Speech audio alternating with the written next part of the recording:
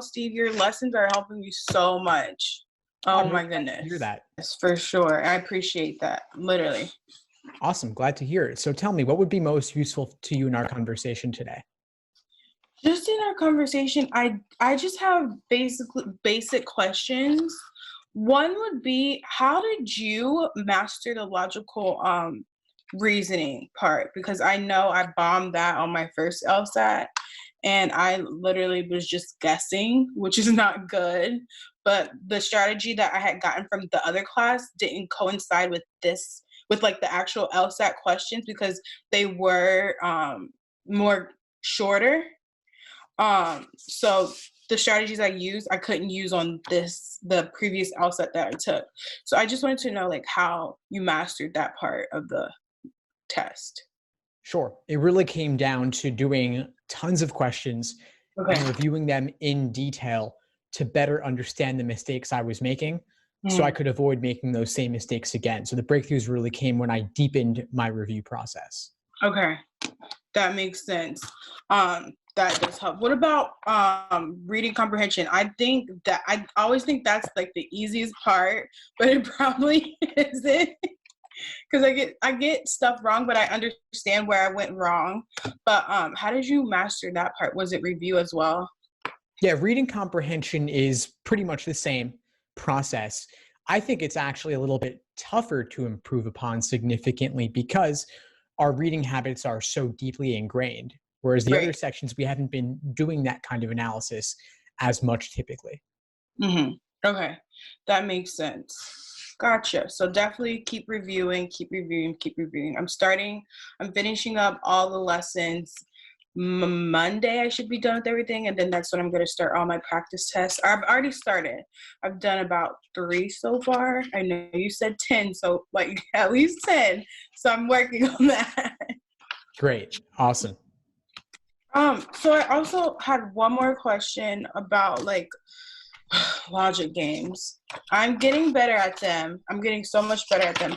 But I do have a question on when it comes to like if X not Y, I should always do the contrapositive, right? I think that you should be able to do the contrapositive smoothly. I don't Okay, think you always need to write it down. There could be some exceptions, right. but for that particular example, in isolation, I'd say it's useful to do so. Gotcha. Okay, that makes sense. What else? I know I had all my questions, but when I get on here, I'm just like No, not at all. Just one thing at a time. No rush. um different, so making different scenarios, like for example, like if like for example, okay, so I know I had it like A, B, and C. So like how would I know when I always need to do a new game example, like a new scenario? Well, And if you're talking about making multiple main diagrams up front, yeah, yes. this is a question I get virtually every single day. And it's because when you can make multiple main diagrams, it unlocks the game so smoothly. The Gotcha. questions are really easy after that, but you can't always do that. And so the idea is, could you lay out a few main diagrams that encompass all the possibilities for the game? Mhm. So if you knew, for example, that the letter A could only be in slots 1, 2, and 3, you could draw out 3 different main diagrams, placing A into each of those positions, and then you'd be able to further see the implications that result from A being in each of those different positions. And so you know when to make another one if there is some possibility that you haven't yet covered. Gotcha. That helps, Steve. Okay. Okay. So yeah, because I wasn't sure, because making those diagrams does help. I just don't know when exactly I need to be doing those unless it's like like implicitly implied. Like A is in 1, 2, or 3. Like what you just said. I know I would need to make a new diagram. But that makes sense. Okay. Okay. That makes sense, Steve. Thank you. Sure. Um, Timing. How did you get better with timing? And I know I have 53 minutes in each section, but I don't want to use all if I don't have to. So how did you get better with timing? like anything else, you get faster at it by getting better at it, by deepening your understanding. So I think with continued practice and review, things will come more smoothly. The LSAT really is a test of pattern recognition. And so the same way I got better at the exam and improved was I was able to spot the patterns more quickly. And I was able to relate new questions back to questions I had previously done. And so speed comes with proficiency, which comes from those patterns becoming more automatic. So I see a new question, I can more quickly and easily relate it back to one I've done previously. So I'm never really doing a new question for the first time. Mhm. I'm drawing on the benefit of all my experience up to this point where I see that question, I can consciously or unconsciously relate to something I've done before. And then because those tracks are more deeply worn in my mind, Mhm. I have a certain intuition that comes along with it. Gotcha. Okay. Now, Steve, I recently went to one of the schools I'm looking at is Campbell University in Raleigh, North Carolina for law school. Um, and their admission process, I was asking because I feel like I'm like late, if that makes sense, for fall. And the person was just the admissions person was like, no, like as long as you like submit all your stuff by March, you'll definitely be fine and like in the running for scholarships and stuff if I have a good enough score. But I was just wondering, would it be smart to just wait one more year? And it's not even a year because applications come out in September, but just wait and take it this summer again. If I don't get the score I want, would that make more sense than just rushing and trying to get into fall now?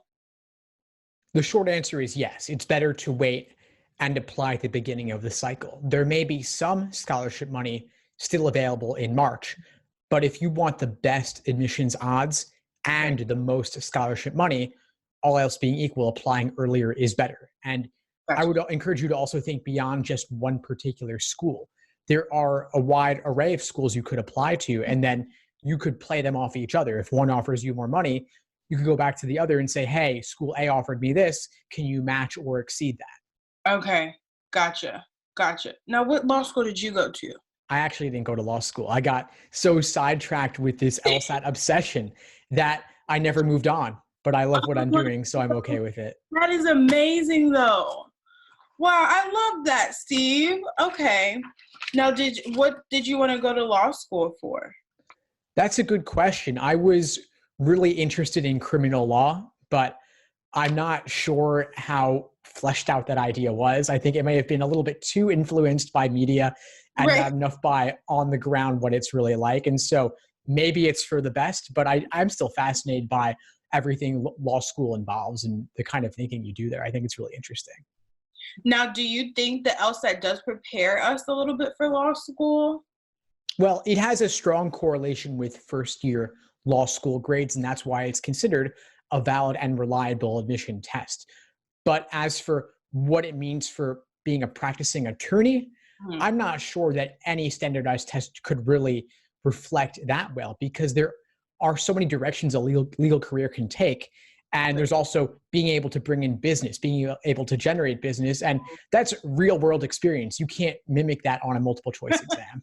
Right. Okay, that makes sense. So, Steve, I know like your LSAT score does not reflect how you are, but like I feel like it's gonna reflect how I do in law school, and I'm really nervous. Yeah, that's an understandable concern. I mean, like I said, it reflects it's a good predictor of first year law school grades. And so that's the dense reading that and analysis you do on law school exams is Mhm. similar to the LSAT to some extent. And so it's worth studying this more. I mean, especially if you're willing to wait a cycle to apply, you Right. could take it in January as we've discussed, but there's no rush anymore. You could do it in March or April instead, or Right. even June or July instead, and really give yourself the time to reach your fullest potential on this exam, which would not only maximize your admissions chances and scholarship money, Right. but it would also prove to you personally that you're going to do well in law school, that you have what it takes to succeed. Because let's say, I'm just making up numbers here, if you were Mhm. scoring low 140s, Mhm. that would not bode well for first year law school grades. Right. Alternatively, if you got high 150s, low 160s, and beyond, that would be a much more promising indicator of how you could do. And so you give yourself the time to learn what you need to. You're Right. proving to yourself that law school is worth investing in. Perfect. Okay. That helps, Steve. You don't think I'll be late to the game? No, not at all. Especially if you wait a cycle, you'll be at the beginning. That's true. Okay. Okay. You're right, Steve. That makes me feel better. Thank you so much, Steve. Pleasure. Anything else for today? That was it. Awesome. All right. Well, before we sign off, what would you say is the biggest insight you got from our call today? I feel like the biggest insight was on really how to prepare for both logical reasoning and reading comprehension. It's just that I have to keep practicing, keep reviewing different questions. And then the law school process was definitely insightful as well. Awesome. Well, please keep in touch and I'll see you in class soon. Perfect. Thank you, Steve. Thanks for tuning into the show. Please subscribe if you haven't done so already to be notified of new episodes as I release them. And feel free to reach out if you need anything at all as you move forward with your prep. I'm happy to help however I can. In the meantime, I wish you all the best and take care.